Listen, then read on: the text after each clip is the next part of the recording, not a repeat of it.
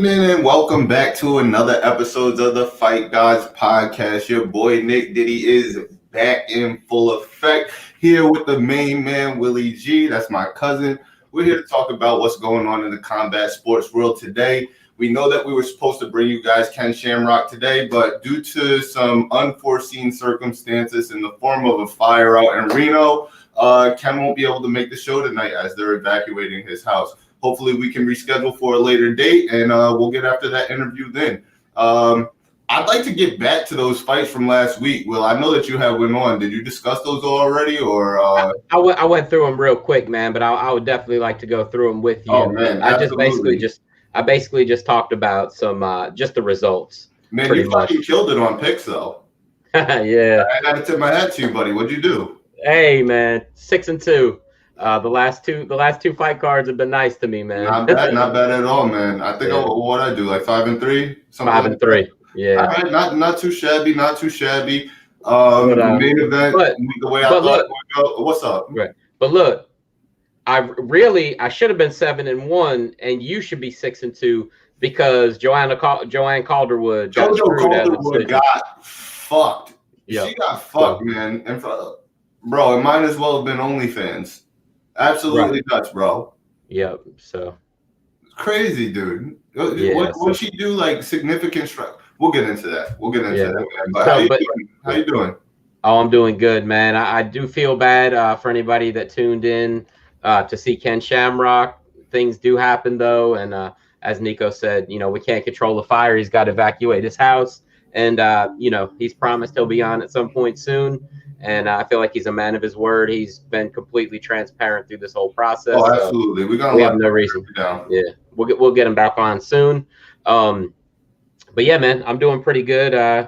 Just chilling over here in North Carolina. It's been pretty nice weather the last few days. Yeah. And not to mention, just like Nico did on his anniversary, today is my anniversary. For 14 years today, we started dating, me and my wife. So, oh man, that's beautiful, man. Happy anniversary to the wife, Melanie. Love you. And as she said to tell everybody, only a fire could keep Ken Shamrock from coming on the show. Fire, man, and that Smokey the Bear would tell everybody out there, only you can prevent forest fires. You know what I mean? Go. Oh yeah, absolutely. But yeah, besides that, tonight we'll also talk about the upcoming fight night between with the main event of Dan Ige versus Korean Zombie. So we got some good stuff to talk about. Mm-hmm. And man, I've been keeping up with WWE, so we may even talk a little bit about that tonight. Who knows? So thank you, Izzy. Yeah, Izzy got you back into it, baby. Yeah, for real. Hey, Stony Shores said, "We here for y'all." Thank you, Stony. And I'm sure Ken appreciates that, man. And Jody said, "Oh, shit, man. I hope they're okay." So do we. Apparently, traffic is stopped, and he's stuck in traffic, and he's got to evacuate his house. I mean, it's a big deal. It's all over. It's all over the news right now about what's going on. It's called the Petrella Fire, and apparently it started this morning, and they've evacuated 15% of the houses in that area. Happy anniversary to you two, even though I've already done it earlier. Thank you, Jody. I appreciate that. And yeah, so we'll go over Fight Night this weekend, man. Just throwing this out there, Nico. It's not the biggest names, but I think some of these fights are gonna be fucking awesome. Oh yeah. I'm just gonna the co-main event. I'm pretty excited for. No, excuse me. The bantamweight scrap, that's the third fight of the night. I'm pretty excited for. The first fight of the night, I'm excited for. I mean, I'm pretty pumped up for certain fights, even though this is more of a purist card than a fan-friendly card. But hey, that's all right, man. Those are some of the best cards you can get. That's true. Yep. So, but yeah. So. Anyway, I was just reading this comment. Yep, Jody, thank you. I know it's your anniversary. Happy anniversary to you and Stephanie also. And yeah, they were there the day that me and Melanie met at a wedding. And yeah, appreciate it, man. We love you guys. So yeah. So let's go over this past Saturday night's card. And so the first fight that we picked, and Nico and I both agreed that Pani Kyanzid would beat Alexis Davis, which she did, unanimous decision. 30-27, 30-27, 29-28. Pani was very dominant in that fight, and yeah, so there it wasn't very competitive at all. And hey Ben, what's up, bro? That's Ben Doucette. Hopefully we can get you back on the podcast soon to chop it up and talk about some fights, Ben. We hope you're doing good too, bro. So yeah, so that was the first fight that we picked. Pani dominated the whole fight. I'm even surprised that one of the judges gave Alexis one of the rounds. So, but it's all good. The next fight that we picked is the one we alluded to a little while ago. Women's flyweight fight between Lauren Murphy and Joanne Calderwood. Straight bullshit. Yeah. So it was kind of ridiculous. Let's get into why it's fucking ridiculous. Joanne. Okay, are you pulling the stats up, Nico? Oh, my stats is up. Oh, nice. Okay. They're up. I'll just throw this out there, my opinion. I don't have the stats in front of me. I've seen them. I don't remember them exactly, but I know that you're ready for them. But I will just say, in my opinion, Joanne won the first round without a doubt. Yes. And Joanne won the third round without a doubt. Yes. The middle round, the round number 2, Lauren Murphy took her down, did a little bit of damage. Yep. Yeah. And was on top the whole round. There's no argument. That's how that is. But besides that, one round does not win a fight for you. I don't care if you were on top the whole round. The 2 other rounds. Check it. At the very least. A draw. Yep. If that's how you want to do this shit, but one fucking takedown in one round does not win you the fight. That's bullshit. Especially when you're outstruck by 30 at the end of it. And if we're only talking significant strikes, 123-80, over 40 significant strikes landed on you. There's no fucking chance in hell you win that fight. Right. What's the criteria that we're basing this off of? Right. And Ben said they gave that round 10-8 to Murphy, and that was absurd. It wasn't total domination. I mean, she was on top, but she wasn't. She basically had a round, something like you'd see these wrestlers where they take them down, do minimal damage, but they control the round. Bro, but let's talk about it. You're 1 for 6 on takedowns. 5 of them shits got stuck. Yep. Oh, definitely. That's ineffective. Hey, I totally agree, man. The stats just don't make sense when it comes to how that worked out. No, man. Especially when you consider that her significant strikes were probably like mostly landed on the ground, and they both landed 54% significant strikes at the end of the fight. Right. All her shit came in round 2. Yep. Let's cut this shit out, man. Yeah, that was horrible. That was horrible the way that they did that. One of the judges did give the fight to Joanne, so bravo to that guy. 29-28, he judged it for Joanne, which is exactly what all 3 judges should have done. Absolutely. It was bullshit. But Nico, here's the silver lining. Lauren Murphy, it's probably the worst thing in the world that she won. And I'll tell you why. Because if she's really getting the title shot against Valentina, she might die. Her fucking boot smoke. So she get her boot smoke. Yep, that's going to be dominant. Hey, look. I had JoJo, but she would get her boot smoke too. I don't care. I'm calling it like I see it, man. Neither one of them doing nothing to Valentina. Not a chance, man. Not a chance at all. So, I mean, so I was disappointed in that. So at that point, me and Nico were both 1-1. The next fight, let's see. The next fight we picked Eric Anders over the dentist. Right, Darren Stewart. Yep. Little Big T Wood. Yeah. So, like I was saying last episode, the episode 1 week ago, I just had a feeling that Eric Anders was doing so well at the end of the first fight that it would just carry over, and that's pretty much what we did see here. I think that he let Darren Stewart know that he was on the next level at the end of that fight, and I think Darren Stewart came into this fight thinking, man, that guy was pretty damn good. And Eric Anders is good, man. He's no joke.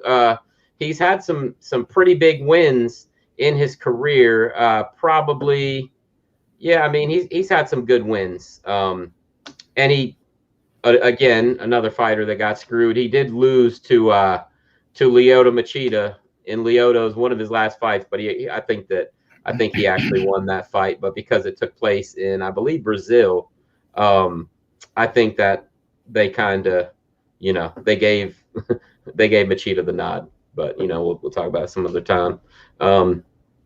Let's see. I put you boys up on the TV. Interesting note, when you cast your phone to the TV, your phone no longer has volume. Stepped outside to smoke a bowl. Don't even get to listen. All right, man. All right. Thanks for the update, bro. So that was the next fight that we picked. And then it was Brad Riddell versus Drew Dober. Man, right. What an awesome fight. Fantastic. What an awesome fight. Fantastic, man. Tip of the hat to you for calling that fight. Yeah.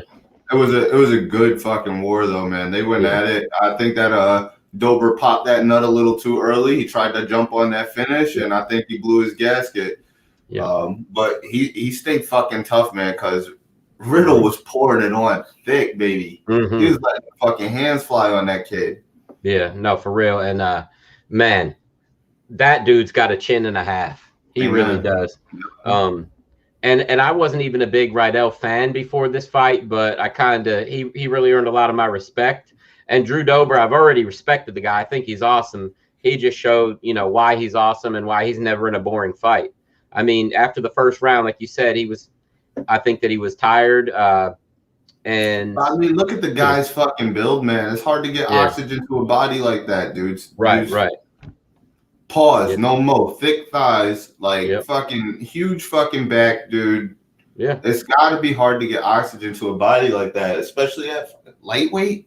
Yep. You're right. Come on, dude. He's built like a welterweight. He's bigger than Tyrone for sure. Right. I always thought the same thing. His build kind of reminds me of Joe Daddy Stevens. How he's got the upper body of a heavyweight or a light heavyweight. Oh yeah. And he's still making 155 because he's shorter. And man, Brandon Carl's prediction: Lamar Odom up next for the featherweight championship. Cut it out, man.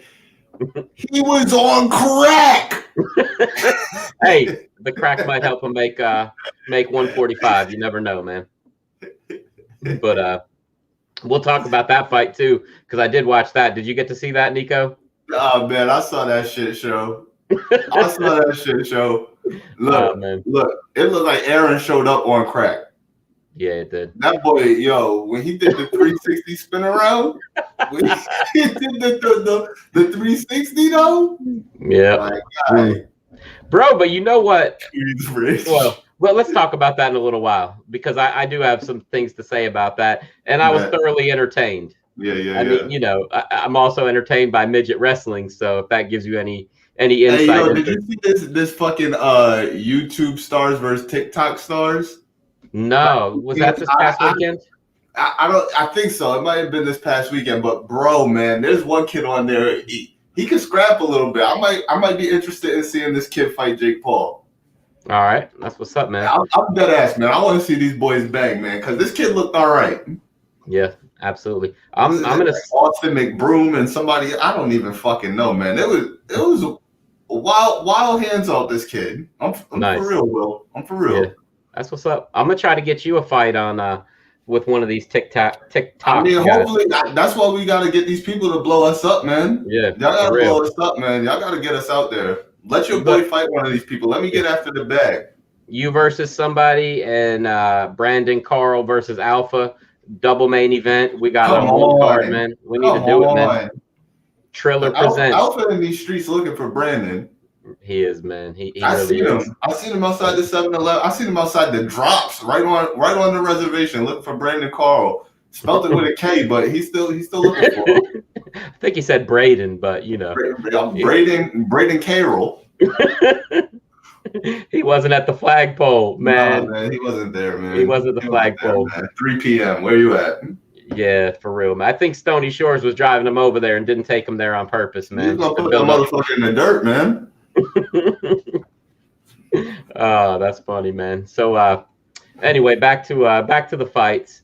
The first fight on the main card was Paul Craig versus Jamal Hill. Oh my God. That was nasty, bro. That was so epic, though, bro. Look, we both got that wrong, and I think I was so excited to get that wrong. Yeah. Oh, yeah. That was epic. First of all, Jamal comes out talking about people need to respect my jiu-jitsu, right? And then gets his fucking arm broken. But then you respect the guy because you watch him pop the shit back into place. Yep. Fucking crazy. And then homie on the bottom doesn't keep breaking his fucking arm. What does he do? He lets it go and starts pounding on him. And you think homie's tapping out, but he just has no control over this floppy ass arm. Right. Shit look like the floppiest dildo you've ever seen in your life. Yeah, for real. That was wild. Elephant trunk flopping around, bro. It was crazy. It was insane, man. The fact he didn't tap out, number one, gave me more respect for him than if he would have won the fight. Oh, hell yeah. Shit. Yeah. I think if that dude would have let the fucking thing go and just let him get up, he still would have fought. Unable to pick his fucking arm up. That guy's a warrior. Yeah, definitely. Hey, Ben Doucette wants to challenge me to a wrestling match in a steel cage. He's actually he is a trained pro wrestler also, so let's set it up, man. Same night as all that other stuff. He said, screw TikTok versus YouTube. Hey, look, man, I'm letting you know right now I'm interrupting, man. Anybody come from my cousin. It's cutthroat. Magnifico's coming out. Magnifico, for real, man. Did you see the picture surface after they fought, though? These two in the club dancing together? Yes, I did. Awesome, man. I mean, hey, they seemed like they didn't really have a whole lot of likeness for each other before the fight. But I think that Craig probably respects him for not tapping. And, I think Jamal has to respect the armbar. Yeah, you gotta respect it. That fucking overhook transition. Yep. Oh my God, he wrenched that overhook through the leg up, transitions to the armbar, triangle, so fucking clean. Yep. Oh yeah, dude, you gotta respect that. Yeah, for real. I'm trying to remember who it was recently, Nico. Who was it that fought like a big striker and went out there and knocked him out? And it was like he said he was going to knock him out, and everybody thought he was crazy. But this, whoever it was, I can't remember, but. This reminds me of that. Fury and Deontay Wilder. Sure. So exactly. Bro, speaking of which, we'll come right back over here. You saw that 6 minute stare down, buddy? I did. It's so weird, man. 6 minutes. That's so intense, dude. The hair on my arms was standing up. I was like laughing, but like uncomfortably laughing. Yeah, like what the fuck is this? Yeah. What is this shit, man? Yep, you're right about that. That was kind of wild. When Bobby Boucher is doing his first tackle and he's trying to wrestle the guy down to the ground, homie in the back is like, I think he wants to make out with you. yes. Exactly, man. 100%. Exactly. That was that for sure, man. For sure. That was something, man. But yeah, we'll talk a little bit about that fight too. I'm glad that it's signed. We got something coming up for the heavyweight title. July 24th, 1 week before the kid's birthday. Cannot wait. Yep. Oh yeah, absolutely, man. Hey, and that's a hint that he just dropped. Everybody, if you want to send Nico birthday presents, just find him on Facebook. Send him a $5 gift card to Starbucks. He'll be good to go. Not to Starbucks, man. What the fuck? Chick-fil-A? Yo, nah, man. It's still Pride Month. Oh, yeah. All right. That's true. Yo. Jody wants to know what you got in the jug, man. Yo, man, this is straight Arizona iced tea, man. It's nothing special. Although earlier, before the show, I had THC infused passion and guava fruit juice, and it was, oh my God, it was so fucking good. Nice. The kid is a little litty off of that. I'm not gonna lie to you, Jody. Hey, that's all right, man. We like it that way. So Nico, you need to give me some of that Kill 4209, bud. That's what I need. Yeah, that's what's up. Hey, so Nico, talk about Bilal Muhammad versus Damian Maia for a minute. How I thought it was gonna go. Get all these takedown stuff right quick and get these fucking hands. Yeah, pretty much, man. Yep. Wash and repeat. Yeah. No, man, you're not getting none of these takedowns off. 1 for 21. 1 for 21 attempts, man. You can't get that. Everybody's chiming in. Strikes 92 to 23. Significant 45 to 21. He got that ass beat. Yep. He definitely did. Jody said he makes some good gummies. Ben said in Maine he's got a medical card and they sell blueberry lemonade up here at the Y'all sent dispensary. all that shit this way. Y'all sent all that shit this way. Yeah, for real. I'll test it out on air and I'll let you know how trash the weed is in your city. Yeah, to take another ass whipping. Dane Meyer, please retire. He actually, Jody, after the fight, after he lost, he says he wants to fight one last time. Nate Diaz, baby. He wants to fight Nate Diaz, and I think that that's a good fight for him to go out on. It'll at least be gonna exciting. get that ass beat. He gonna get that Damian Meyer? 100%. Yep. So he may try to pull guard just to test himself. You never know. Maybe. That'd be about his only chance. So maybe. So yeah, man. So I don't think Nate will take it though. What, you don't think Nate will take it? Not a big enough name? Nah, man. Nate too big time, man. Yeah. Nate too big time. Dope. Thank you for the respect, but really, what's it gonna do for my pockets? I'm gonna be the only one bringing money in here, Damian. Mm-hmm. Who coming to see Damian fight, bro? Let's be real here. Unless it's in Brazil, nobody. Do it in Brazil. I guess that's where you have to do it. You're right, Will. Yeah. You're right. Do it. Who's a Brazilian champion right now? Do they have any champions out of Brazil at the moment? Oh, Davidson just left. Amanda. Do it as an Amanda co-main in Brazil, and that'll be good to go. Okay. I mean, besides that, I don't see any other way. Yeah, okay. You do Amanda co-main. No, Amanda as the main. You do Gilbert Burns as the co-main, and you put Nate in the third spot again. I can see that. All 5-round fights. Yeah, exactly. I can see it. I could definitely see that. The thing I wanted to talk about real quick about Belal Muhammad is he won and he had an impressive showing, but at the same time, I think he showed everybody that he's not ready for the top of the weight class. Agreed. So he's not pulling that shit with Colby. He's not pulling it with Gilbert Burns. He's not pulling it with Kamaru. He's not pulling it with Stephen Wonderboy Thompson. And I don't think he could do that with Chiesa either. I think those 5 guys beat him. I like him. He's a good guy, but I think that at the end of the day, he's going to be a top 6, top 5 kind of guy. And then after watching that fight and then watching Leon fight afterwards, I'm pretty sure Leon was going to fuck that man's world up by the end of the fight. I agree with that. I agree. You just got to keep it funky. Right. And I'm not taking anything away from Belal Muhammad. I like him. I think he's an awesome dude. He's very, very smart. And he's a good fighter, but I just don't think he's a great fighter. And if he's going to be, maybe he will one day soon. Ben said Chiesa versus Vicente Luque is going to be fire. I totally agree. I can't wait for that fight. If Chiesa wins, they got to give him a title shot. They've got to. I mean, this dude keeps winning and winning and winning. If he wins that fight, I think it's like 5 in a row. Is that right? Yes, they got to give the kid a shot. But let's see. Jody said about Belal Muhammad. He'll be like some other fighters that we like to watch. Could almost be a champion, but could never quite get there. Like Cowboy, like Diego early in his career. They got title shots, but they just never, they could never break through that title, win. Josh Koscheck, guys like that were awesome, that could get towards the top, but just never be the guy. And I don't think that he has it. And I think it's a little bit late in his career for him to get it. So, Nico, the co-main event. No, excuse me. The third to last fight, Leon Edwards versus Nate Diaz. It kind of broke my heart for about, 24 minutes. And then the last minute, it, kind of made me happy again. What did you think of it? Nate waited a little too long to get off that horse, baby.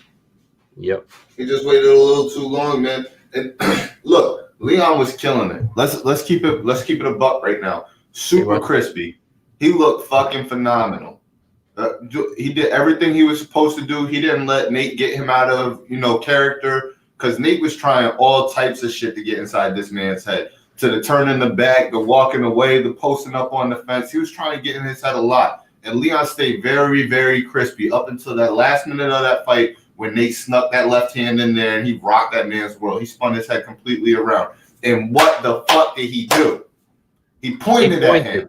He fucking pointed at him. Nah, buddy. There's blood in that water. You got to jump on that ball. Especially 1 minute left in the fifth. 1 minute. You don't have no choice. There's no, well, you stepped on the gas too soon, you blow yourself out. No, it's the last minute. You have no choice. You got to step on that. You telling this man you hurt him? He knows you hurt him. You hurt him. Jump on that ass. Yep, you're right about that. Absolutely. Now, let me ask you a question, Nico. I kind of am indifferent to it, but I saw a lot of skepticism about it online. What did you think of Nate's showmanship and how much he was turning his back, walking away, doing that kind of stuff? Look, honestly, I didn't mind it. It saved him from damage, and he didn't fucking run. I've literally seen guys run across the fucking ring. He walked away. You want him? Go get him. Yeah. Yep. And then, you mad because I'm styling on you? So what? You just kicked me in the fucking leg hard as hell. I'm gonna walk away right now. Catch up. And every time Leon did chase him down, Nate turned around and hit him. Yeah. And then they'd engage again. Yeah. So 100%. Isn't it so fucking crazy how even after a loss, Nate still comes out smelling like roses? Leon's still getting no respect at all. How crazy is that? It's kind of ridiculous, honestly. Dude, the picture that's circulating the most is the one shot that Nate landed on him. Right. The most effective shot in the fight. But let me ask you. That dude's money, and it was all week. The crowd was going crazy. Anytime a question was asked, anytime that man made an appearance, the crowd went fucking bananas. Nate, what kind of weed are you smoking? That's that Kill for 209, baby. He got his own brand out now. What's this? This dude's a superstar. It's crazy. Oh yeah. Yep. Let me ask you this. Okay, for one, Jake Paul after the fight said now he wants to fight Nate Diaz after the Tyron Woodley fight. Obviously, we don't see that right now because he's under contract and Dana's just not going to go for it. So we could just throw that one right out the window. But how do you think a Nate Diaz versus Wonderboy Thompson fight would go? The nicest guy versus the biggest gangster in the company. How do you think the whole deal would work out? Nate loses that fight. I'm going to keep that a buck with y'all right now. Nate loses that fight. Pretty much the same style fight. Yeah. He don't. Come on, man. Steven's too elusive. His cardio's up to par. He don't get out of character too often. Right. We've seen him get rocked now. Yeah. Pettis put that boy down. Yeah. So I mean, Nate always has that chance. But if I'm just talking like stats, I see Steven getting it done. He outpoint that man. Jody, who's Trevor? I have no idea. We're talking about Wonderboy Thompson. Yo, can we talk about how crazy Conor McGregor's power is? Oh, yeah, absolutely. Go ahead, because we were texting about that during the fight. Yeah, exactly. No, that was all you. You're the one who opened my eyes to it, so please, by all means. Oh, yeah, okay. Well, no, I was just saying that when Conor went up to 170, he dropped Nate 3 times in the first 2 rounds. And it just shows how much power Conor really has, that Leon was hitting him, and we never saw Nate even really stagger. We never saw him damage. Leon's a true 170. Yeah, and he's a true 170. And the only real damage that he did to Nate was his legs. Yeah. The cut. I mean, man, I really think that Nate. Good elbow. Hey, that was a good elbow, Will. It was, but I mean, every single fight we see Nate busted open. Yeah. It's not. I mean, you say, okay, well, I cut Nate Diaz open. That's like a dude saying that he banged the biggest whore in the school. I mean, everybody's doing it when they fight Nate Diaz. Yeah. But did you see the meme? There's like a meme of a porn star, and it says Leon feints one jab, Nate's eye. Oh fuck, you're gonna split me open. Yeah. I didn't see that, but yeah, that's pretty funny. Oh my god, bro, it's so true though. Yeah, it's so true, man. That dude's eye splits like nothing. Yep, you're right about that. A certain way, cuts reopen. Like, come on, man. Yeah, you're right about that, man. For real. So crazy. I do want to say though, like I was saying, Conor's power is obviously ridiculous. Being able to drop Nate those times, and but also. There's a very good possibility that Conor and Nate will fight next. Because if Conor loses this fight to Dustin Poirier next month, man, that's only a couple weeks away, bro. I'm excited. I can't wait. But, there's a 50-50 chance he wins, 50-50 chance he loses. If he loses that fight, him and Nate, 170, round 3. Who cares if they're both coming off of losses? Yeah. Who gives a fuck? It's still one of the biggest pay-per-views they can make. Yep. And it was like I was telling you in the text, going back to Conor's power for 1 second. To me, it's not really about how hard Conor hits. It's about the angles that he hits you from. He's so fucking elusive, and that counter strike always comes when you don't see it. And I feel like that's how he's laying these fucking guys down, man. They just don't see that shot coming. Right. And then the snap on it is just the icing on the cake. Yep. Jody says that McGregor will go through Poirier like a hot knife through butter. No. We're not doing that. Hey, all right. Let me ask you a question. Have you seen the interview with Dustin Poirier on Teddy Atlas? Have you seen his latest interview? It was like a few weeks ago, 3-4 weeks ago. I did not. Okay. Actually, I may have. Go ahead. The most interesting thing to me is that Dustin said that after he fought Jim Miller, he went back to the gym and learned how to do those kicks, the calf kick. He said, I guarantee you Conor's going to come out and use them against me in our next fight. Mm-hmm. He said, I guarantee you he's in the gym working on those. Now that he knows what they're like, he's going to add that to his arsenal, and that's just something I'm going to have to deal with in the fight coming up. It's a pretty interesting point of view, man. I didn't even think about that, but that's definitely some interesting insight. And if Dustin is getting ready for that, it's pretty smart, because there's a good possibility that does happen. Those kicks are nasty. I don't think Conor's leg is going to be all right, man. Oh, for the fight. Everybody thinks that I'm crazy when I say that. They're like, oh, the amount of time, yada, yada, yada. But bro, nah, man. Like, all right, cool. You see him kicking a bag right now. You don't see him taking no leg kicks right now. It's going to take about 2 or 3 of them things, and that leg is going to swell right back up. He's going to have a football foot. He's going to have football foot. No, his foot was a balloon. His calf was an American football. Yeah, I got you. Yeah, this shit gonna swell the fuck up, Daddy. Yeah, no, I know that's right, man. We had talked about it, and we were hoping that he'd wait till like September, just so he was back.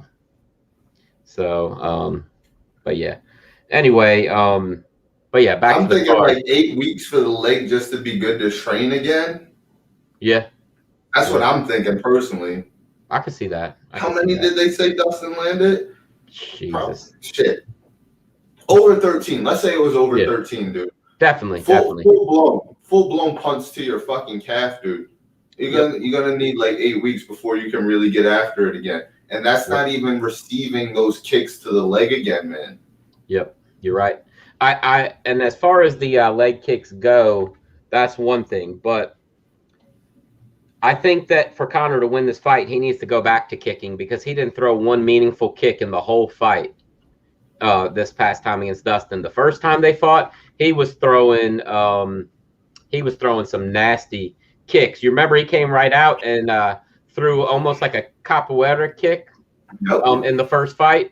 Yep. It kind of, even though he didn't land it, he missed regardless. It really just made Dustin think, oh, shit, man, that could have been my face. You know what I mean? It just gives you one more thing to worry about. So I definitely think Conor needs to go back to some more kicking rather than thinking he's going to box. This is the other thing that I'm getting into with my boys, like, steadily, who think that Conor's going to win this fight, man. And they always talk about the first fight. What weight class did that first fight happen at, Will? The first fight? 145. Yep. 145. And I'm on record saying Conor's best weight class is 145. Either world's at 145. What's Dustin's record since moving to 155? It's I would say like 7-1, 8-1. Yeah, like that. It's up there. What's Conor's record since moving to 155?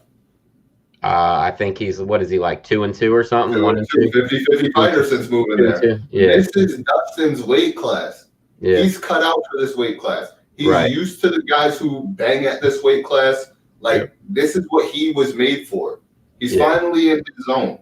Yep. This is not Conor's zone, man. I'm telling y'all right now, he's a 50-50 fighter from now on. I don't care where you see him, 155 or 170. Conor McGregor is officially a run-of-the-mill. He's going to be a 50-50 fighter, guys. That's it. Well, I don't think he's going to stick around long enough to see that. To even see that. Exactly, Will. Exactly. So, but he's had a hell of a run. Hell yeah. Hell yeah. Hey, look, man, Aldo, Alvarez, and got that win back over Nate Diaz. Homie could have rode off into the sunset, and we would have talked about him amongst the greats for damn sure. He fuck around and lose this fight to Dustin, and then lose the trilogy to Nate. Mm-hmm. And yo, yeah, come on, man, that's just a hype train to me at that point. Right, hype train. He got his shit off. He got his shit off. He got that money. But hey, look at how people talk about Ronda. Yeah, no, that's true. How are we not going to do the same thing? Amanda came in, whooped that ass. No more Ronda. Yep. People don't talk about her like that no more. They say she was great for her time period, but they found out the blueprint. You got to do the same shit over here. You got to hold the same amount of scrutiny. Yeah, no, that is true. So let's see. I don't know. Let's see. So one thing you definitely got to look at with Conor. It seems like right when he started making money, his skills definitely deteriorated a little bit. 100%. And I mean, you know, that money will fuck you up every time, man. A lot of people, not everybody, but a lot of people. And I mean, he's on record as talking about he was on welfare, you know, when he was fighting in Cage Warriors, you know, over in Ireland. So the money does change people, man. And, you know, maybe it took a little bit of his hunger away. Who knows? But look, honestly, from the looks of Conor and from what he appears to be, it's like, these side businesses, I'm sure he's all in on. Like, if he's the president of that company or his name's attached to it, I'm sure he's all in on that. So it's got to be tough splitting your time between the August McGregor clothing line, the fucking Proper 12, whatever the fuck he has, the McGregor Fast app, just all these fucking little facets that he has to tie himself into. You got to know that the training is depleting. Right. I'm sure Conor was one of the guys who lived in the fucking gym. You get up, you go to the gym, Conor's already there. You're leaving the gym, Conor's still there. Right. You know what I mean? Absolutely. Like that's just the type of guy that he struck me as when he was first bursting onto the scene. When he did my guy in Aldo, 13 seconds. That's just the type of guy that he was, man. You know? Yeah, he was brash. Yeah, he wore the suits. Yeah, he popped a hot game. But you know he was living in that fucking gym. You can tell it by his philosophy and the way that he spoke. Yep. This guy's the same man now, and it's not his fault. He's just all in on the businesses. And he has to be. Yeah, you're right. The last time that I think that we saw Conor, I think that Conor's greatest performance was his second fight against Nate. And that was after he went to Russia and trained wrestling and basically locked himself in a gym for like 8 weeks straight. No. Since then, he hasn't looked as quite as good. Greatest McGregor to me was Eddie Alvarez. I mean, that was like honestly, you know, no gas. Him versus Chad Mendes too. Yeah, because that was the first time we got to see him deal with adversity. Right. That and granted, Chad wasn't on a full training camp. That could have been really fucking scary if he caught Chad on a full training camp. Because the takedowns would have been non-fucking stop on that night. But he still dealt with adversity. He got to his feet. He landed those spin back side kicks like fucking butter. It was so money, man. And, you know, those two were probably my favorite McGregor performances. Oh, which ones? Nate too, and no. And Eddie Alvarez. Chad Mendes, Eddie Alvarez, 100%. He put the hands behind his back and then vanished on homeboy, hit him with that 3-piece, laid him down. That was epic. That was epic. When Eddie and went I hate down, Conor. I hate Conor. Yeah, man. When Eddie went down, he just had this look like when he got back up the first time he got knocked down, he had this look on his face like, what the fuck just happened? What is this shit? Like, oh man. Yeah, so but anyway, Nico, there is something I want to talk to you about. That is the baby assassin. Talk to me about him. He's a bad motherfucker, bro. Brandon Moreno. Brother wasn't playing no fucking games, man. He wasn't. The thing that people don't mention when they talk about this fight, and I texted to you right after. Actually, I texted to you during the fight. Was that Moreno was not wasting any movements when he wasn't just throwing a jab out there. He was throwing a power jab. And Nico, I've been waiting to say this to you for almost a week now. Don't call me out like that, but go ahead. I am. I'm calling you out because you called me out. Go ahead. Do you remember that time that Kamaru Usman dropped Gilbert Burns with a jab and you were cracking on me because I said Gilbert was going to win? Yeah. Hey, do you remember when the other night when Moreno dropped Figueiredo with a jab after you said Figueiredo was going to win? I just wanted to point that out to you. But it was a flawless performance. It was a flawless performance. It was 100%. And also, I think that it was a horrible performance by Figueiredo. And I'm not taking anything away from Brandon Moreno by saying that, but you could just tell that Figueiredo was loading up for one shot at a time. Yo, how did Burns and Usman end again? The same way. Oh, well, that was what, TKO. Wait, what? TKO. Oh, yeah. Right? Yeah. Yeah. I mean, that's true. That's true. But Gilbert Burns didn't quit. Throw that out there. But I mean, what did you think of Figueiredo's performance? At first, I thought that he was computing. You know, I thought he was just trying to see what Brandon was bringing to the table, because I think that Brandon gave him all he could handle in that last fight, especially towards the tail end. So I thought he was going to try and compute and then execute. But when the second round started up, I could see that he was just behind the ball. You know, Moreno was just getting his shit off, and there was nothing that Figgy could do to stop it. And I think that the weight cut is becoming too much for Figgy, and it might be time for him to look at a different weight class. But I don't like doing that after. Yeah, I don't like doing that after, you know, their first loss. You know, let them. Maybe they'll run it back. Right? It's a trilogy now, so maybe they'll run it back one more time. But Figgy's gonna have to get off that horse, man. He's got to be the first one to move. I thought Brandon dictated. You know, he would start the combinations and he'd end the combinations. Like, I'm gonna initiate this, and no matter what you do in between, at the end of it, I'm gonna still get my shit off. So I thought he did a good job dictating all of the exchanges. And yeah, man, hats off to Brandon, man, babyface assassin. For sure, man. Coming back from being cut from the UFC after losing to Sergio Pettis and Alexander Pantoja, and coming back, and man, he's won 1, 2, 3, 4, now five out of 7, but the other 2 fights were draws. So and look, this is phenomenal. This is phenomenal for the UFC in general. Definitely. They needed a Mexican champion. They needed that. This is gonna, you know, get the pay-per-view points up. This is gonna get more eyes on the product. They've been looking for somebody to represent Mexico. I'm sure they thought it was gonna be who you think that they had in the front running? Yair. Well, no, honestly, I was hoping, and I've always been hoping that it was gonna be Grasso. Yeah. I mean, she still could. She still could. But I think that, like, they definitely had El Pantera in their sights when he first got in there. Grasso now. Nobody was really giving Moreno the time of day. And he came through like a fucking stud. And this is the type of shit that you like to see, where somebody who you're really watching start from the bottom climbs their way up, and they get a shot based off of their standing, their ranking. Yep, you're right. Overlooked, but still got that shit done.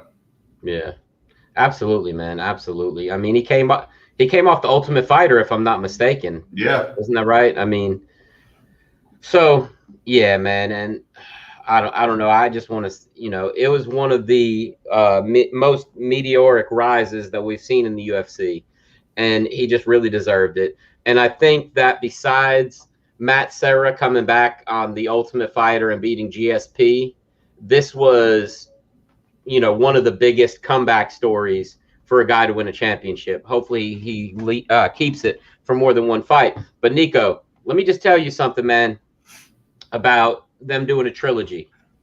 If Figueiredo has any thought that he might win the title back, he needs to fight somebody else first, because no champion in the history of UFC has dropped the belt, got an immediate rematch, and won it back. And usually it goes even worse for him the second time. So damn, that's a stat for that ass. Yeah. So, you know, my boy Kenneth hit me with that like a couple years ago, and I looked at every single one, and nobody's ever come back and won it. Wow. So, and if you think about it, some of the bigger fights, George? He didn't fight. I don't think he fought Matt Serra immediately. Remember, he fought Matt Hughes for an interim title, then came back and fought Matt Serra. I'm talking about if you lose the title, your next fight is a title Come on, fight. man. Nah. Stop, man. Who? GSP. No. Yeah. When? Just because there was an interim in between, man. Nah. Yeah, no. I'm saying if you get an immediate rematch for your title, I'm talking about if your next fight, if you lose the title, if your next fight is for that title again, the odds are saying you're going to lose. All right. You know, I mean, but hey, maybe he'll be the first. I doubt it, though. I think you're right. Figueiredo should go to 135. I think he would still be nasty. I mean, think of the fights there for him. You know, him and TJ, him and Cody. I think though that the next fight, I may be wrong, but I think that that Moreno's first title defense will be against Cody Garbrandt. Cody kept talking about coming down. They told him if he came down, he could get the title fight. No, he'd get his fucking head knocked off his shoulders. That amount of water weight cut, his brain ain't gonna be able to handle no shots from that boy the way he hit. No chance, man. He better not. Yeah. He better not do it. Yeah, no, I agree, but I think that may be the next fight. I don't think that there's a whole lot of action at flyweight where there could be some big fights for Moreno. I think that's the biggest fight, and I think that it would really put him on display because people know Cody, you know. Absolutely. So I think that could be good, and like I said, if Figueiredo will go up. Yeah, I saw that you'd put $1,000 on Conor. You need to go ahead and call the bookmaker, man, because I think that is he the underdog or the favorite, Nico? Let's see. Honestly, I don't give a fuck. Jody, you can put $1,000 on Conor at any sports bookie around the fucking world. I don't care. I'll put 7 chops on Dustin Poirier. That's what I'll put on it. I'll put 7 chops on it. I'll set your fucking chest on fire so bad, boy. I'm telling you right now, I'm trying to break blood vessels. I don't care about money. Money does nothing for me. It's actually even money. I don't give a fuck about money. I'm trying to set chest on. Who won it?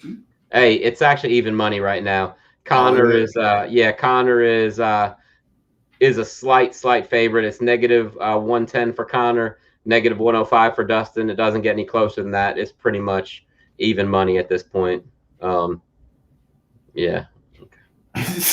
No, Jody. Chops and chops only. We are not. There's no money exchange. There's no money exchange. You can buy my ticket down to wherever you are. I'll gladly hop on that train, go down there, and go live on Facebook and set your chest on fire. Then we can smoke a blunt. You know, some of that kill for 209. There you go. All right, Nico. Let's talk about the main event, man. Tell me about it.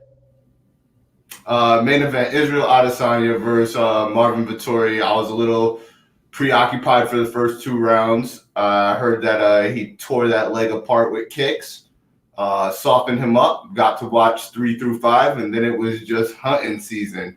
He outclassed that man in every sense of the word. Got a little butt play action in there, like Israel's known to do. That's one of the most significant strikes I've ever seen landed in my life. 2 slaps and an oil check.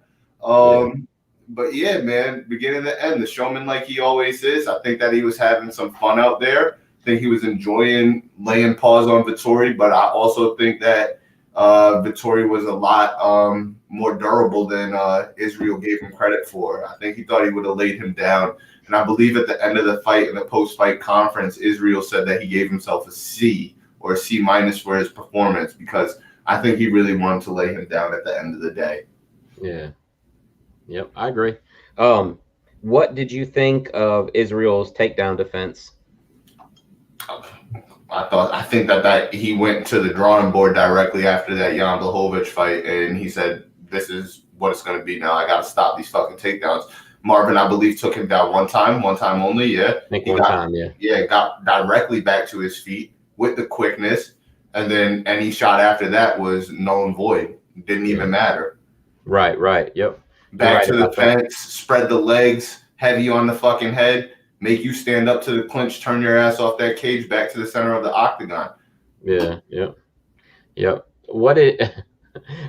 A lot of people are saying that Vettori thought he won the fight. I think Vettori was trolling Izzy. He told Yeah. Izzy that at the end of the fight. Israel said, all right, well, you got to admit I won this fight. He said, what? I won this fight. And I think that he was just trolling Izzy. Fucking with him. Right? Yeah, he just can't, he can never, give it up. But like Israel said, at some point in time, you're going to have to look yourself in that mirror and just say, yo, Israel was way better than me.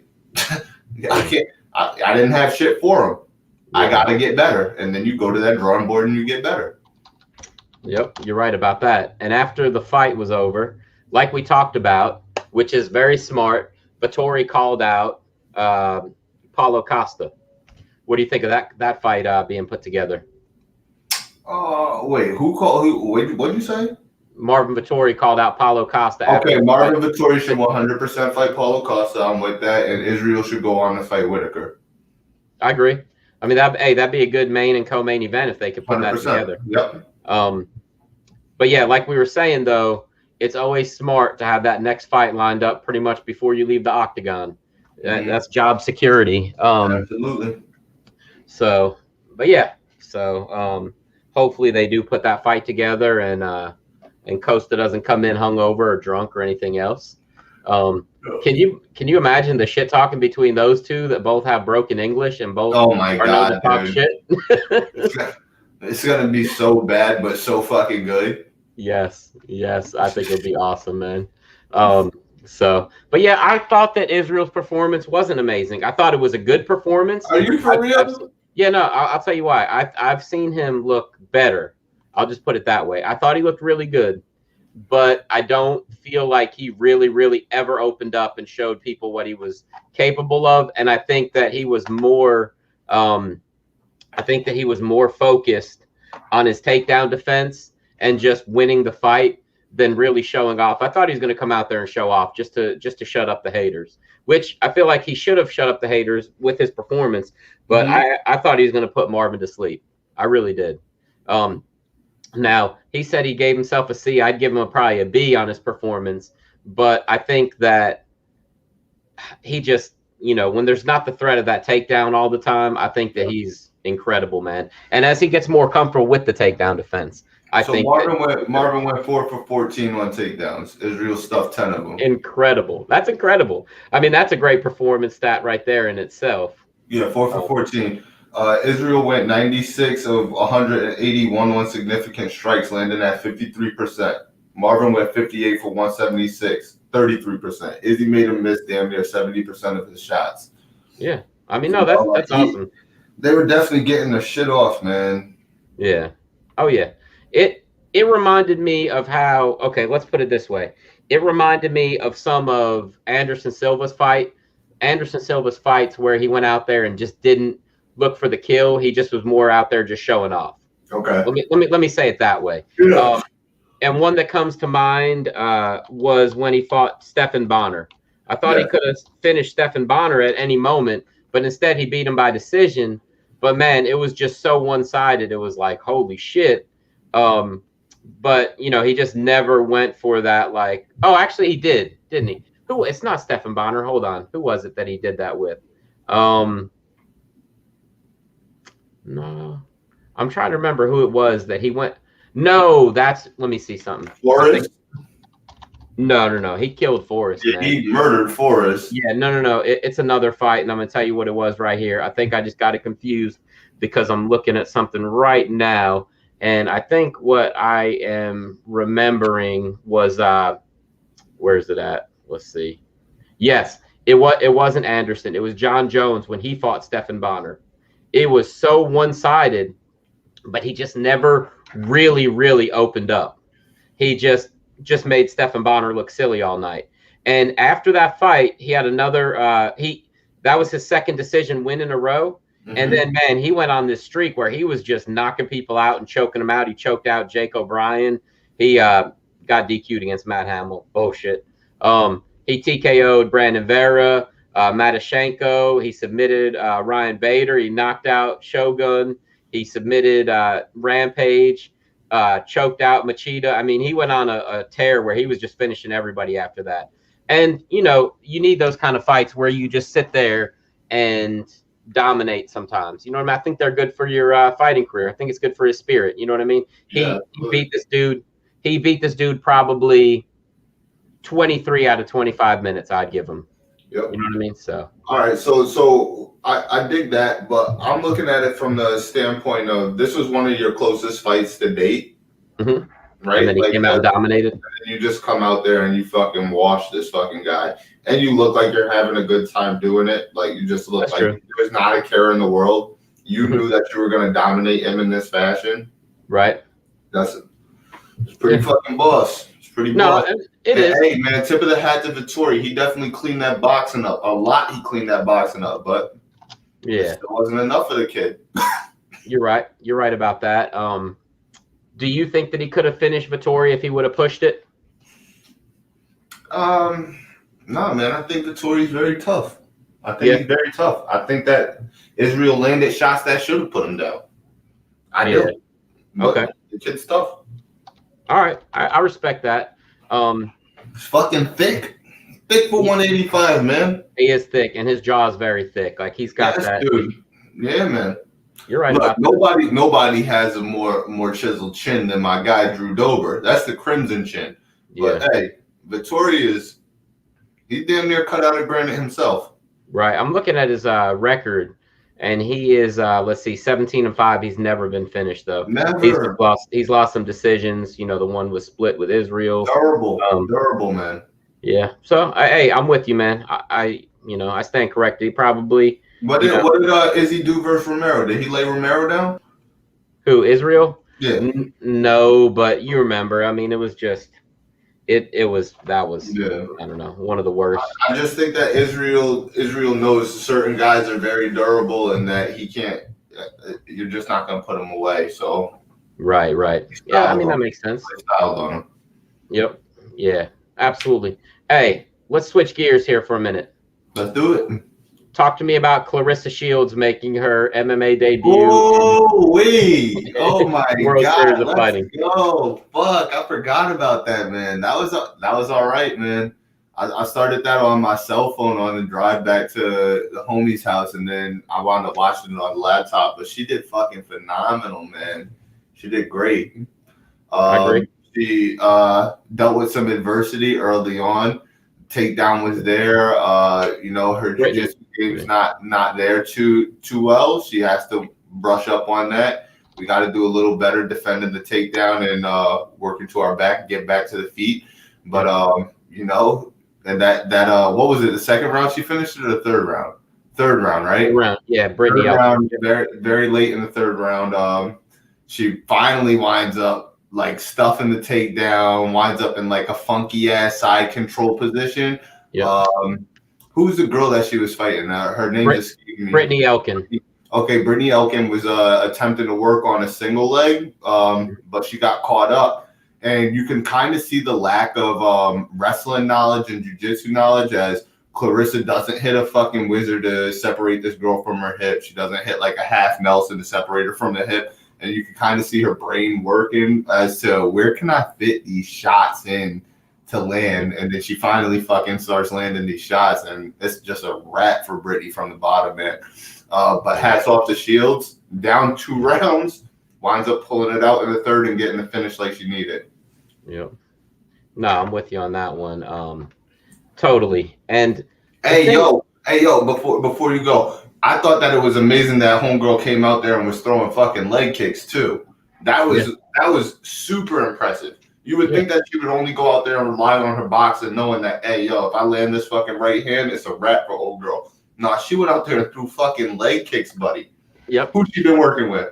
Holly Holm. Yeah, Holly Holm and John Jones. Yeah, you can tell what's up. Yep. Oh, definitely. So I liked the performance. And she did look good. The only criticism I had, and I guarantee you were saying the same thing, is when she would escape from the bottom, she would go right back into the guard and to throw punches. When she should have just said, "Hey, get up. We're gonna do this. We're gonna do this standing up. I'm not coming into your world." But have a good night, Jody. Thank you, man. But I do, if I'm Greg Jackson, I'm like, get away from her, let her up, Do not Yes. bother her. You know, Yes. tell the referee. Hey, it doesn't. If they're on the ground, if you tell the referee, tell her to get up, they will get them up immediately. You don't have to wait because I'm not going down there. The ref's gonna pick her up immediately, stand her up immediately. That's the only criticism I had. I thought her submission defense was really good. Well, she got caught in something for a minute, and I thought that she was done. Did she get caught in a guillotine? Armbar. And she, man, you could tell her strength, bro. She pulled her arm out, and like I thought she was done, bro. I thought she was done. I think that the World Series of Fighting did a good job picking an opponent for her. The UFC has always kind of messed that part of it up. They put these, you know, multi sports stars in there with somebody who's dangerous. Like, you know, you bring James Toney over and you feed him to Randy Couture. Obviously, they didn't want him to come back. But, like, they could have found easier fights for, let's say, CM Punk. They knew that Mickey Gall was going to fuck him up, I think. Oh, they had to know. They could have put him in there with a tomato can. Yes. That was way over the hill and couldn't take a punch anymore. But instead, you know, so I don't know. I think that was a smart idea. But as far as the tournament goes, I think that Shields is going to be in a lot of trouble if she gets in there with Kayla Harrison, Olympic gold medalist. But they're in the same, you know, they're in the same tournament right now, Nico. So it's possible that those two tangle up, and that won't be a good fight for. No. Kayla will fuck her up. Oh, Kayla, yeah, Kayla Harrison, yeah. Yeah. Oh, what was you gonna say? You think Clarissa? No. I thought you said Taylor. I was like Taylor. No. I just missed what you said. Yeah, no, Kayla will absolutely. That's what I'm saying, man. So that's a very dangerous fight for a young fighter. Nico, I'm not calling anybody anything, but if I'm Greg Jackson, I'm saying, hey, I think we're done with the tournament. We just wanted one fight. We're gonna sit the rest of this thing out. Let somebody else fight for her. She broke her hand or something. Protect your fighter. Yeah. And you know, that might be unethical the way I just said it, but hey, I don't give a fuck. You got to protect your fighter. And absolutely. You don't want her fighting Kayla Harrison right now. Not a chance in the world. Nope. So no. Yeah, it's just I wouldn't fight Kayla Harrison. No. She is a bad chick. I mean, she's legit what Ronda Rousey could have been, because Kayla Harrison's working on her hands every day, and she's got that amazing judo. So anyway, so yeah, that was, you know, pretty exciting, pretty fun, you know, pretty cool thing. You know, they put her in there with a girl that was 3-6, like I said, Brittany Elkin, and she's 35 years old. The only thing that, you know, was kind of dangerous was the jiu-jitsu and the fact that she's 5'11". You know, she had that reach, so there was always the possibility of like a head kick or something. But you know, I think they did a great job picking an opponent for her. But yeah, besides that, there was some other stuff going on this past week. The Aaron Carter and Lamar Odom fight that we talked about earlier. It was a spectacle. But Nico, I'm going to tell you right now that Lamar Odom needed a size smaller shorts. Is that what you're going to tell me? Because his ass was hanging all out. 2 size smaller. No. There was a few times when Aaron Carter actually landed a couple of good combinations. He looked like he was a better fighter than Lamar Odom. Yes. Don't do that. Let me go ahead and find the video, man, for real. Because don't do that, though. He looked like he was a better fighter than Lamar Odom. He just looked like a little kid in there against Lamar Odom. Do you know what I mean? Yeah. I really did. Let me see if I can find some video, because there was a combination or two where he actually looked pretty good. As far as for what we were watching, let's put it that way. Yo! Oh my God! Don't do this to me, because now they want to know what combination you're talking about. Are you about to pull up some shit? I am. As well. Hold on, let me see something. Yo, this is crazy. Nico, let's watch the fight. I'm gonna show you what I'm talking about. I'm not gonna play any audio. Okay, but let's do it. We could talk. Let's get it. Let's get it right now. We could talk about this. Let's see. So let's put this thing on here. Here we go. The first thing that caught me off guard was that they were wearing. Is that they were fighting in sock and boppers, right? Yeah, for real. Headgear, like what the hell was going on with that? Headgear and sock and boppers. I've never seen gloves that big in my life. It looks like he's wearing helmets on his hands. What the fuck is going on? No, I'm with you on that one. I agree. And also, I had forgotten that Chuck Liddell was going to be the referee. Okay. Oh, he dyed his mohawk? Is that what you said? His hair has to be grayer than that. It's Chuck Liddell. Yeah. Oh, yeah. That mohawk looks fresh as fuck. He's got to be pushing 50. Yo, my God, Lamar, or if you don't hike them fucking shorts up. Yep, that was my dad would give me around my house if I wore my shorts like that. What the fuck is going on right now? All right, let's watch this, Nico. So here we go. I don't know what the hell his defense is. Yo, Will, look, get ready for it. You gotta cut this shit out. No, get ready for it. Get ready for it. Hold on, I'm gonna show you. Man, I don't give a shit what he lands after doing a 360. He can never look like a better fighter than anybody if you do a 360 in the ring. Bro, he was doing the ballerina bopper. Yo, this is the most outrageous shit I've ever seen in my life. It was good entertainment. Lamar Odom looks like he's holding a fucking basketball with these gloves on. What the hell is happening? Did you see him just push him across the ring? Across Not the even a punch. ring. Yep. Will, you started the fight too late because this is where the fight ends. You gotta get it from round one. Oh, gotcha. Okay, that's right. Where you'll see Aaron throw his hands a little bit. Right. Okay. Yeah, let me go back here for a second. Let me take off the let me take that off. But yo, he did a full fucking 360. He did a plie. Right in the fucking, or a pirouette, whatever you call that shit in ballet. Yeah, I know. That was something right there, man. Lamar Odom looking like a fool with his pants on the ground. Aaron Carter spinning round and round. This shit is ridiculous. Bro, he was going for the surprise attack, man. You can't blame him for going for the surprise. Aaron said, you didn't tell me spin back fists were illegal. For real. That move right there, though, probably worked against Nick back in the day. Yeah, is that what you think happened? Yeah, oh yeah. He was like, I used to do this to my brother. I'm gonna do it right now. This shit's gonna work. Nick used to bust Aaron's little ass. For real. 100%. Nick Carter, like, I know he was whatever. He was a singer. But that dude actually, I think, was a little bit tough. I'm just going to be honest with you. Only because he was, like, fucking crazy and used to hang out with, like, Tommy Lee and stuff. You got to be a nut job and, you got to be. No. I think Nick Carter probably was pretty tough. No. I think so, man. No. You cannot be in a group called the Backstreet Boys and have any form of street credibility or toughness associated with you. All right, let's say this. He was the toughest Backstreet Boy. Nick Carter versus Rob Winkle. Who wins? Nick Carter versus Vanilla Ice? Yep. Oh, man. I don't know. Vanilla Ice. Who's tougher? Oh, man. I don't think Vanilla Ice is tough. That is not a tough question. Don't do this shit. You think Vanilla Ice would win? Yo, Ninja, 100%.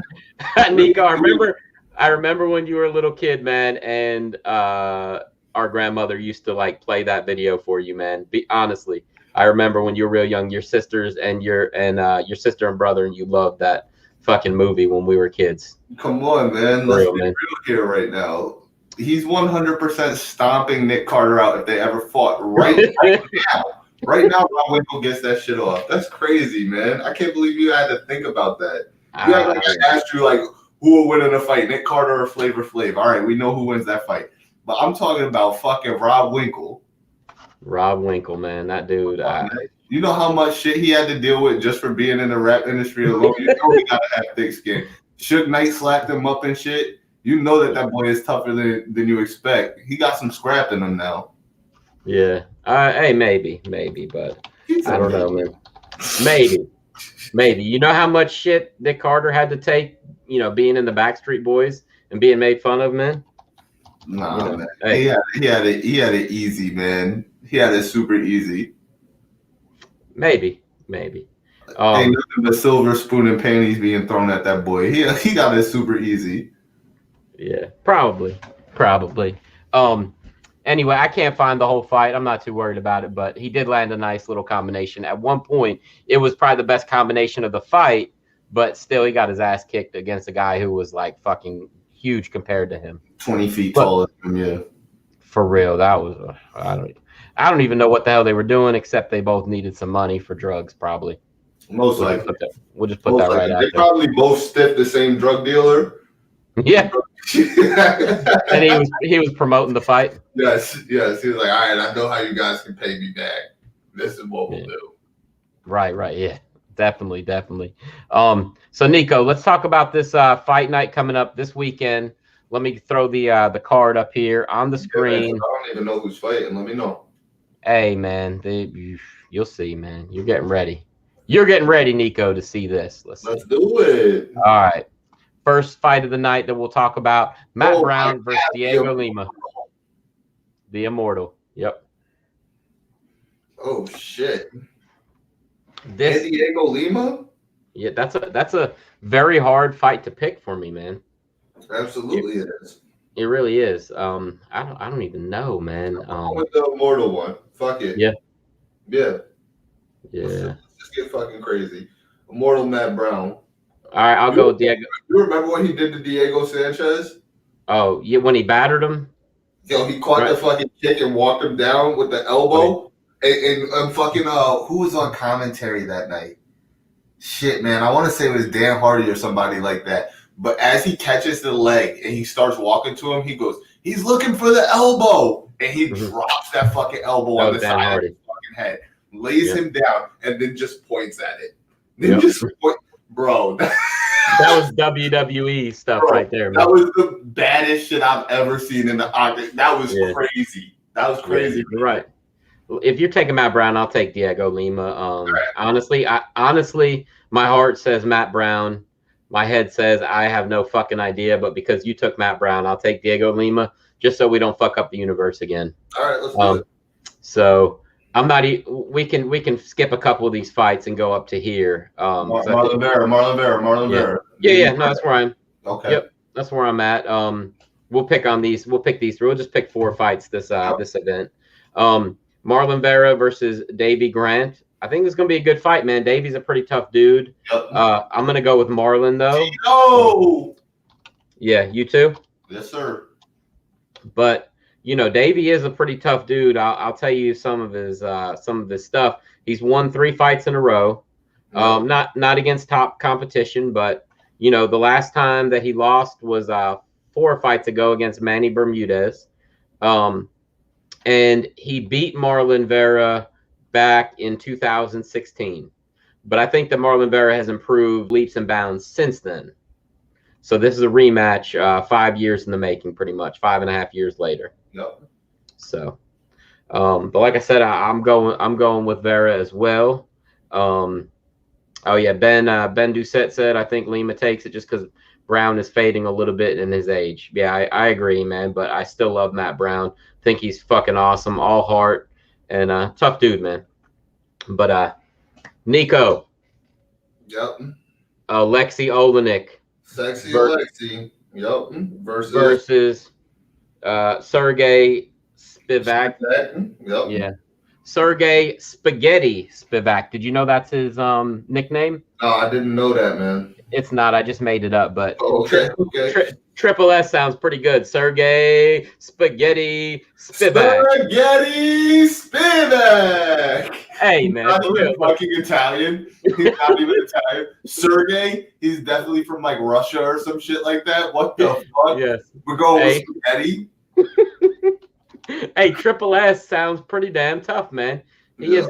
But I don't know, man. I'm gonna look up Sergey because I don't know a ton about him. I know I've seen him fight before, but let me just look him up real quick and let's look at what he's been doing lately. He's actually Sergey. He's Sergey the Polar Bear Spivak. I don't like that. Blades and Lewis card. Right. Okay. And he knocked out Vandera, and before that, okay, he lost the decision to Marcin Tibera. Mm-hmm. Okay. All right. He got knocked out by Walt Harris. Yep. Right. He beat Tony Lopez by neck crank. Tony Lopez is like one of the guys who's got like 1,000 fights to his credit. It's a tough call, man. Honestly, it is. It is. Coming off on a couple losses. Yeah, I think I'm gonna go with old Spaghetti here. I'm gonna go with Sexy Lexi. All right. Look, man, come on. The polar bear or Spaghetti? I think that the polar bear sounds better with I think Spaghetti Sergey Spivak sounds better than the polar bear Sergey Spivak. And there's only one polar bear. We already know that. It's Paul Varwins. He passed away. Rest in peace, my man. So yeah, we'll just say, Sergey, if I'm your manager, I'm changing you to Mr. Spaghetti. And no, you don't have to be Russian. It's okay. No. We'll let you slide on that one. But this main event, man, all these fights, Nico, all 4 of them are hard to call, man. Seriously, like, I don't know, man. This fight right here is going to be a banger. I'm excited about it, the main event. But yeah, what's your ideas for this? Dan. What'd you say? I'm going with Dan Ige or Ige or however you say his last name. I'm going with Dan. Dan Ige, yeah. I'm just gonna look at what they did in their last fights, and I'll tell you what I'm thinking. Okay, so that's right. He knocked out Gavin Tucker. The fight before that, what's that? I said talk about him. Yeah. The fight before that, he lost to Kelvin Catter by decision. And he called for this fight. And he did, yeah, okay. He called for this fight. Yeah. I mean, he's got some impressive wins in the UFC. I mean, he's beaten Mersad and he's beaten Edson Barbosa, both by split decision, but he beat both those guys. And Chan Sung Jung, if I'm not mistaken, is coming off of the ass whooping that Brian Ortega laid upon him. Nico, just to keep everything going, I'm gonna go ahead and go with the Korean Zombie. You're a wild man. You're just a wild man at this point. Hey, but look, this way we're all on the opposite. We're on the opposite side in every fight, right? That we picked. Let me just make sure. You picked Olenek. You picked Ige. Okay. We agreed on Marlon Vera, and so yeah, and you picked Matt Brown. So we picked one fight different, and one fight the same and 3 different. That's good. And you know what'll happen? The one that we picked together, Marlon Vera, will get fucked over just like Joanne Calder would, and then we'll both lose that one. Seems like it's our luck, bro. Yep. But yeah, so that should be a fun fight. Not the biggest fight in the world, not the greatest card, but it's got some good fights on it. Some good solid fighters will be on there. So what else? Was there anything else that I want to talk to you about? I talked a little bit the other night about Douglas Lima taking an ass whipping at the most recent Bellator, losing his title. That was just wild, man. Yaroslav Amosov beat him by decision. It was a tough fight for him, man. So I don't know where he goes from here. That's 2 losses in a row, I guess, because he lost to Gegard Mousasi back several months ago, probably last year. So I don't know, man. That's tough for him to get 2 losses in a row after a nice little run where he knocked out Michael Venom Page and beat Roy McDonald by decision. So he's got to, he's got to go back to the drawing board. And I don't know, man. But yeah, that dude Yaroslav Armasov is pretty fucking tough, man. He is. Now I saw people online saying that dude's the Bellator version of Khabib, and that's bullshit. That dude was a good wrestler. He wasn't fucking incredible. And if he wants to come to the UFC, there's several people in the UFC that'll whip his ass. He's not Khabib. I'm sorry, just because he's like Russian and he's a wrestler does not make him Khabib. You know what I mean? So, and yeah. Anything else that you wanted to discuss tonight, Nico?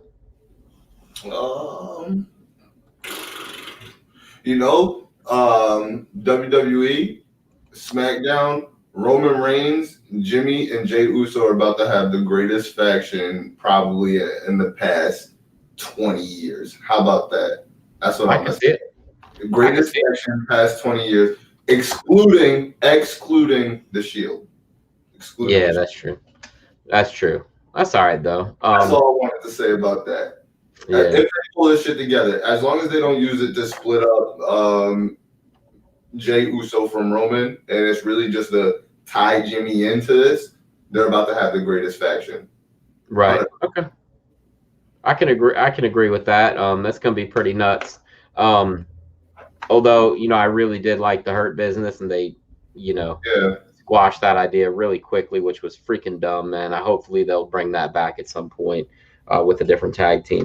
But Nico, what do you think about NXT bringing back Samoa Joe as like an enforcer? Yo, facts, man. He's making a splash early, ain't he? Yeah, man. Hey, I love that. Who's realer than Joe? Who's realer than Joe? And I was telling you this the other night. I was kind of pissy that they took him off of SmackDown and Raw because I thought that he would have been a phenomenal addition to this thing with Roman Reigns too. But I guess they're only trying to use the family, if that's the way that they're going. But they should just be using like the Samoan dynasty in general. Can you imagine that shit? Roman Reigns, fucking Universal Champion. You got tag team champions on fucking Jimmy and Jay. You put the tag team titles on Nia and Tamina. You put the United States title on Samoa fucking Joe. If you have one more fucking Samoan there, and you put the IC title on them, and you give them all 7 fucking titles, come on, incredible. Bro.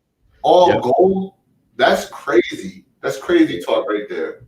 They're not ready for that shit, man. They're not ready for that shit. Yeah. But that's how you go all in. What was the hottest thing that ever happened in WCW? Tell me. The hottest? Oh, the NWO. NWO. Come the fuck on, man. And they had all the titles. Yep. Everything, top to bottom. Give it to them. Give it to them. Why not? This shit don't gotta last long. It don't gotta last long, but it's gonna make a splash. You do that shit, everyone. Whoa, oh fuck. Hey yo, why not? Yeah, you're right about that. Get the big checkbook out. Let The Rock come back for one more title run. You put the title on Bill Goldberg, for Christ's sake. Yep. Bring The Rock back. Let him get one more title run. Yeah. John Cena. Mm-hmm. Hey, speaking of NXT, I've never really been big into NXT, but I started looking at some of the old NXT pay-per-view events like on paper. And man, everybody that's on the main roster now was in NXT. Mm-hmm. So I've been watching some of the old pay-per-views, and they are incredible. My boy Nick used to try to get me to watch them all the time, and I was like, whatever. These are a bunch of indie guys. I was just talking to my buddy Darrell, his name KR Nash. When I used to work at a summer camp back in the day, me and him used to be a tag team. Well, we would fancy ourselves a tag team. We went by Strictly Business, all right? I was the executive, and his name was With Pleasure. Nice. All right. So he hit me up today, and he was just talking about wrestling and asked me, like, what's your favorite match that stands out to you ever in like the history of wrestling? And I'm like, dude, that's such a fucking loaded question. But immediately my mind took me back to Rey Mysterio and Juventud Guerrero, probably because me and Brandon were talking about this the other day. It was when Rey was in that like purple and black get up, and he had the purple question marks on it and shit. Yes, he kind of looked like Spider-Man. Yeah, exactly. I think it was like a Nitro September or something like that, maybe 97. But phenomenal fucking match, dude. And then we get to talking about, of course, Eddie Guerrero, Dean Malenko, all these fucking guys who were just phenomenal back in the day. And that brought me over to somebody I thought that embodied the golden era of wrestling's characters, but brought it to modern day, which was the Velveteen Dream. This dude took on like Hulk Hogan, Rick Rude, Macho Man Randy Savage, just like bits and pieces of your favorite characters. Shawn Michaels, just anybody you could think of. Gold Dust. Took them all and put them all into one. Like, came out with the androgynous flair with the most macho fucking moveset ever. Death Valley Driver, but an aerial involved. Like, it was crazy, dude. He was phenomenal. It sucks that he's currently off the air due to a scandal, but I'm hoping that they re-sign him. Maybe they bring him back to the main stage like Raw or SmackDown, and they debut him on like a Royal Rumble or something like that. That would just be fucking epic, dude. Because it's about time that all those dudes from NXT got the call up. Adam Cole is fucking amazing too, dude. Yeah. Yeah, oh yeah, definitely. The whole Undisputed era is really good, but Yeah, Adam man. Cole definitely is the star of that. But Nico, and I wanted to make a suggestion to anybody. If you have never seen NXT Takeover Dallas, do yourself a favor and watch it. Let me just tell you about the lineup. You had American Alpha, Chad Gable and Jason Jordan versus the Revival, who are now what is it, FTR or whatever Yeah. in AEW. Yep, Dash Wilder, Scott Dawson. Second match of the night: Austin Aries versus Baron Corbin. Corbin's young here. He's got no shirt on. He's got the muffin belly thing going. It's ridiculous. But bro, that dude had heat all the way back then. The people fucking hated him. Third match of the night, one of the best matches I've seen in NXT, which since I've been, catching up on old stuff. Nakamura's debut versus Sami Zayn. Shinsuke Nakamura versus Sami Zayn is fucking incredible. 20 minutes of breathtaking awesomeness. So good, Nico. You seen that match before? Yes, sir. Awesome stuff. Asuka, my favorite main roster wrestler. Well, you're just catching the wave, my boy. No, I mean I've been a big fan of Asuka, but no, I'm just talking about the NXT takeovers. Oh yeah, they're all so phenomenal. Yep, her Asuka defeating Bayley for the title. Holy shit, man! And then the main event: Finn Balor versus Samoa Joe. Bro, this whole card, I would give it at least 4.5 out of 5 stars. Beautiful. So good, man. Anybody did you watch like the very early AEW shit in their pay-per-views? I would throw on their pay-per-views, man, but I don't know. Like double or nothings and shit. Yeah. You liked them? I didn't like the pay-per-views per se, like the card top to bottom, but I just thought Cody Rhodes and like all his work leading into it, I thought that was so fucking phenomenal, man. Everything him, Omega, Moxley, all those guys did, I thought their work was phenomenal, and I thought that they really brought back again the golden era of wrestling, or that they did a great fucking job, man. In the early stages, they slowed down a little bit. They hit a peak, they plateaued a bit. They'll have to find something to reinvigorate them, but I thought early on they did a phenomenal job as well. Nico, let me ask you a question: Is Dustin still wrestling there at all? Yeah. All the time, or just sometimes? Sometimes. Okay. Check this out. Fuck WWE. They should sign Velveteen Dream. Have Dustin come out almost with the gold dust. Oh my god! Hey, that'd be a hell of a tag team. Oh my god! No, fuck the tag team. I want the feud. Yeah, hey, the feud. I want the feud. Yeah, I mean that too. And bro, I even have a good name for Velveteen Dream. Just call him VD. Boom. Just call him disease. Yes. Just call him VD, bro. Bro, people would fucking lose their mind if he came out there and oh man. And him and Goldust, like you said, the feud, the tag team, bro. One of the greatest things I've ever seen on WWE TV was when Booker T and Goldust had like their stuff going on, and Goldust would fuck with them, and Booker would get pissed. Bro, some of the best TV that they've ever done, in my opinion. Yeah. The chemistry is there. I think him and Velveteen Dream could have some fucking awesome stuff together. Yo, honestly, like one of my favorite fucking characters, and like this is probably so fucked up. One of my favorite things that happened in WWE was Eugene. Eugene? I thought Eugene was phenomenal. I thought it was fucking genius, dude. Yeah. Honestly. Oh no, it was. And then he just like retained everybody's moveset. Yeah, and would implement it like to perfection. I thought it was so fucking genius, dude.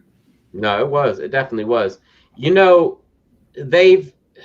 That's funny you say that, because they've done this a few times, but they've never really stuck to it. I think they did it with Stevie Richards for a short period of time, but they didn't give it the full effect and go all the way through it. They need somebody who comes out dressed up as somebody else every week.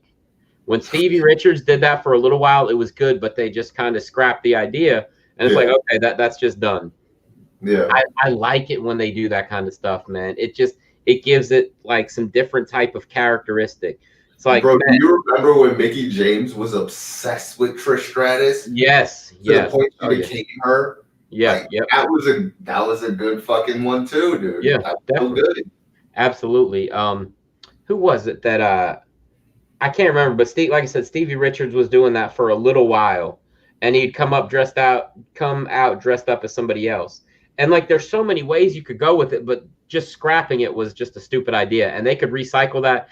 Most of the people watching wrestling right now would not remember Stevie Richards doing it. And there's like really good ways to do it, man. You remember how over Mizdow was? Yes. Oh, he was huge. So Yes. Oh yeah. my God, So, man. so you get a guy. Stuntman. Yeah, right. So you get a guy who comes out every week dressed as different wrestlers that are already on the roster, and you pick like a heel that actually thinks it's kind of cool. And like, oh yeah, that's cool, man. He congratulates him. So then he starts dressing up like that dude every week. You know, he's starting and helping him out in his matches, coming out there with him, and you build him up for 6 months. But then the heel gets kind of annoyed, like this motherfucker's getting dangerous. Like have the dude start showing vignettes of this dude just like waking up, and the other guy's like sitting in a chair looking at him and stuff. So then you go into the feud. That's what they should have done with that kind of stuff, man. That's how you do that. But instead you just do it for a few weeks. Should have did that shit with fucking Matt Riddle. Yeah. And it could have came to Randy Orton. Yeah, exactly. And he's like sitting in like a chair and Randy's asleep and wakes up like, they did this shit kind of fly the past week when Riddle stole the RKO. Yeah. And went over to the match, and then Randy was like, I saw what you did last week. Why don't you come check my match out? And then he does Riddle's fucking move. Yes. I was like, yo, this is kind of tight right now, man. And then the following week, they both start the matches off with RKOs. I was like, yo. Yeah. I like that, man. I like it. I didn't like their pairing at first, but it's getting better. And I think that he's elevating Matt Riddle to the next level. Yeah, for sure. He's giving him that rub. Yeah, definitely. So, but yeah, man, Randy, like we said, man, he's got to end up being the most successful champion in WWE history before he retires. Absolutely. He's got to win it too. He's got to win it 3 more times. Easy. Yep. So he could probably do it more if he try and go on like a Flair run, because Flair was what? Yeah. What? How old? Oh man, he was close to 40. He had to have been, 40. Oh no! I thought you were talking about like in his big run. Oh fuck it! No. Let's go to retirement. How old was he when he left? Bro, 60? He had to. Yeah, he had to have been 60. 64, I mean, you're not 65. Yeah, he had to have been. Yeah, no, I'm with you on that one, man. And I feel like Cena and Orton at least need one more match in like this kind of a stage, because they had a million matches back in the day. But I think that John Cena's last match ever should be Randy Orton. Amen, man. Because so should Triple H's. Yeah, that's true too. Triple H, because he's still doing splashes now and then. No, Randy Orton got to send that man off. Yep, he can bring back the Legend Killer. Retire people. Yeah. Yep. That wouldn't make no sense. Yep, you're right, man. You're right about that. So, Nico, I know you still haven't watched any of the WWE Hidden Treasure or Most Wanted Treasures, whatever, but I wanted to tell you about something that happened on the most recent episode. I don't want to give the whole thing away, but do you remember Sonny Ono from WCW? He was the manager of all kinds of Japanese superstars. Like he did Funaki, and then when he came, did he come over to WWF? No, I don't think so. But who did Yokozuna? Oh, that's Mr. Fuji. But I'll show you a picture because you probably do know this guy. Okay. Who did that? I choppy your penis to Val Venus. I can't even remember that dude's name, but no, that's not him. But I don't even know that dudede's name. That was such a funny fucking bit. Oh yeah, it was. Let's see. I choppy your wee wee. Where's that? Let's see. He tried to do it in the hotel room, but the lights cut off, and Val Venus said that he had shrinkage. I do remember this fucking guy. Yes. Okay. So on one of the episodes, he has something that the WB wants. I don't want to tell you what it is because I don't want to ruin it for you. Well, Mark Henry gets so pissed at that dude, it looked like he was going to beat the shit out of that dude, man. He had to leave the house because he was afraid he was going to beat up Sonny Ono for real. But man, even that dude's a heel, and even now, 20 years since he's been on TV, he's still a heel, and it was fucking awesome, man. It was Mark Henry and the Big Show, and this other dude that's in NXT is the host.